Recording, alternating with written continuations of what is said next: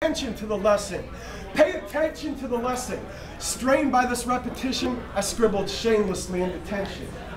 My parents, teachers, school counselors, preachers, therapy sessions, interventions. Yeah, it took a lot of forgiveness to stand here tonight and tell you that I am an artist. I was mostly regarded as talented when it came to art. Peers in my class arching over my back, whispering the biggest secret held in their heart. I wish I could do that. And they hadn't even tried. I'd tell them, you can, put this crayon in your hand, make a line on the paper, and don't ever look back. And then suddenly, without warning, their faces began morphing into the chocolate milk mustache, booger nose, one shoe untied goober I remember as me. But it wasn't long before that time machine screeched to a halt, followed by, I can't do this. Yours is so much better than mine, I'm awful. And I'd kindly ask pause.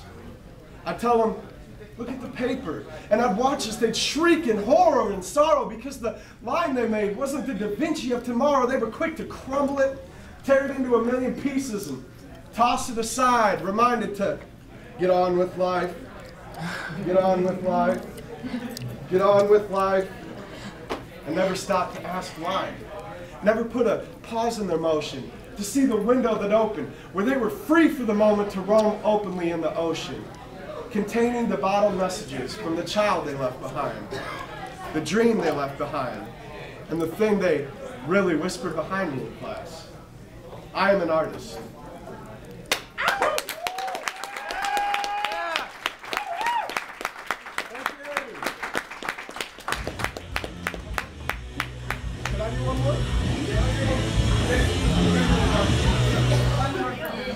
Thank you.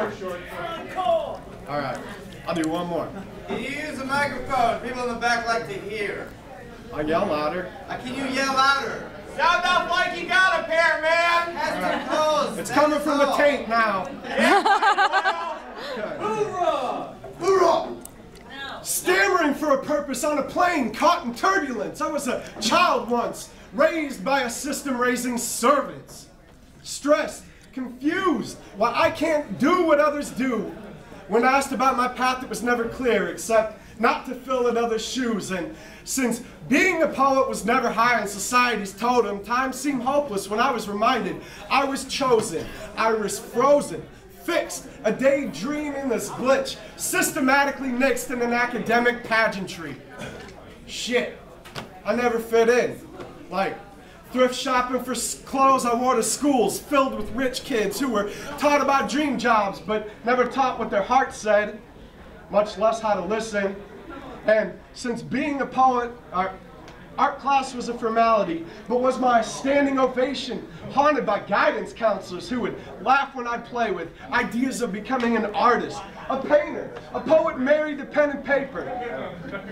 I was flirting with passion's fire, a flame that flickered but never wavered. And 20-some years later, here I stand in the ashes of passionless classmates who forgot all their magic. I never imagined something like this could have happened. Students that graduated, working jobs they've hated, just to get paid to buy something to soothe their sadness. It's surrogate passion, and it's madness. I look around in confusion. Why do we do what we do if everything but our body refuses? And I know it sounds a little ironic. I sound like a teacher reminding people they're more than a simple product. But I'm still a student. I look and listen. On this floor, I can hear your heart's omission. And if we listen together, for just one moment together, we can decide whether or not we're really here. So, are we really here?